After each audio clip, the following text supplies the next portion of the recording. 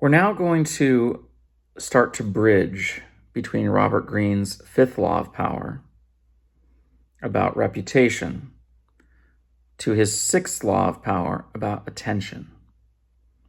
These are very complex topics, and I strongly disagree with the imbalance and simplicity in the imperative statements made in these two laws from Robert Greene. Guard your reputation with your life. That's not a balanced or healthy focus for pro-social behavior. Yes, it does have a manipulative edge in certain contexts for personal advantage temporarily, but it's not balanced and it's not healthy. Pursuing mastery, which Robert Greene also talks about as being more important and the way to true, healthy, higher, deeper, longer-lasting power. That's healthy. Pursuing mastery is healthy. Pursuing good results in your work is healthy. And then your work will speak for itself. Your pursuit of mastery and good fruit and good results, it will speak for itself. But if you're concerned primarily about how other people perceive you, as opposed to just the good results of your work,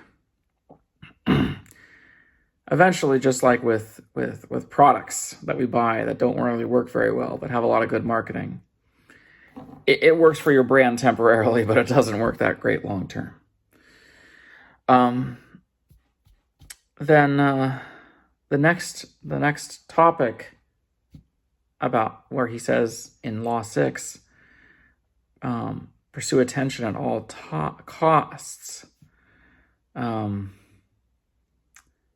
That's also a very dangerous long-term strategy. President Donald Trump in the United States is often used as an example of somebody who is constantly pursuing attention, constantly being in the news because he is the news, because he's doing one dramatic thing or the other. Today is February 22nd of 2026, and in the last couple of days, the Supreme Court of the United States ruled against his tariffs, and then he immediately announced a new legal basis under different U.S. laws to reimpose a 10% tariff on every country in the world. And then a few hours later, he changed that to a 15% tariff. He gets a lot of attention, sure, both when he was president before and when he was not president. He makes sure he attracts a lot of attention. But that comes at a high cost, right? He's also in the middle of nonstop confrontation and fights all of the time. That's not necessarily how we want to live if we want to build strong teams and cooperation.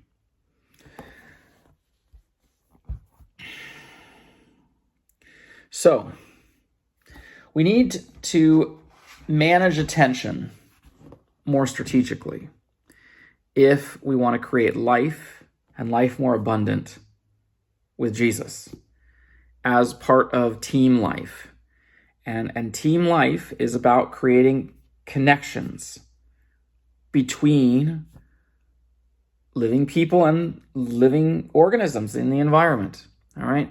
And so if we want to create life by managing to build relationship bonds instead of putting them in intense competition,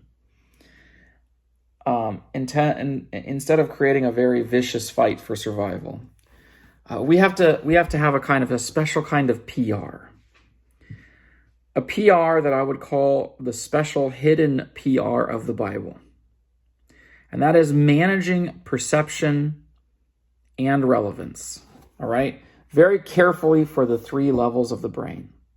We have the reptilian brain at the bottom, which is very selfish. It's kind of the devil within to a certain degree, but it also keeps us alive.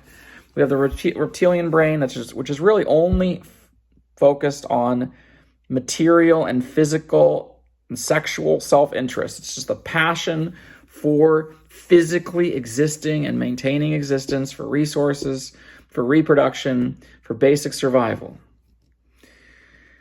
And it has a tendency to just be entirely self-focused in the brainstem. Then we have the complex limbic system for social emotional relationships. And we have the very complex cerebral cortex at the top, where we process complex information visually in the back or from what we see, and in the sides from what we hear, in the front planning for the future action, at the top for what we physically feel. All right, we process all of this complex interpretation of reality, our complex perception, up here on the top in the cortex. And so the Bible manages our perception on these three levels.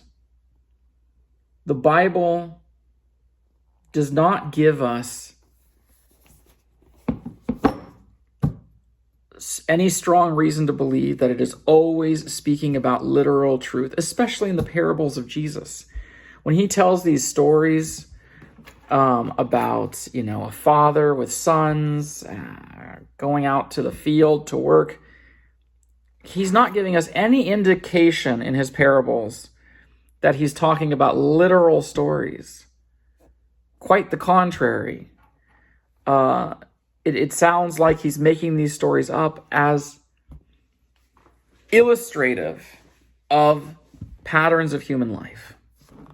All right, and so by telling these stories, these parables, he is creating reactions in the limbic system, the social emotional system, and the brainstem, the survival system. Like, for example, in the parable of the prodigal son, when we see that based on his poor choices, the prodigal son ends up starving to death, far away from his father and his family in a pigsty, jealous of the garbage food the pigs were eating. We get that visceral hit in the brainstem that this path leads to starvation and suffering through the story, right? And so the Bible is full of lots of stories that speak to our limbic system about general patterns in life and speak to our brainstem. And mostly the Bible is speaking to our reptilian brain and our limbic system in the stories. And the stories represent true patterns in human relationship and human life, whether or not the literal details are all 100% true or not, or whether they're kind of metaphorical summaries of things that happen in human life. For example, in Daniel Quinn's Ishmael, Daniel Quinn argues very strongly that the Cain and Abel story is quite likely metaphorical of many conflicts between shepherds and early farmers living in the same area. Because if a shepherd is going to be herding his sheep into your cornfield, you're going to be pretty upset that his sheep are starting to eat the corn that you're working on, right? So we also have a lot of complex work to do in how we communicate with other people on three levels of the brain. And we can manage and we can filter our perceptions, not lying to people, but just choosing, what level of the brain are we really speaking to? Are we posturing in a way that is metaphorically true for the limbic system and the brainstem? Or are we reaching a deeper understanding together in profound study, developing complex higher thought? We have to judge different situations, and we have to filter attention very carefully. This is going to take a long time to explain and many lessons. So this is just a Brief introduction.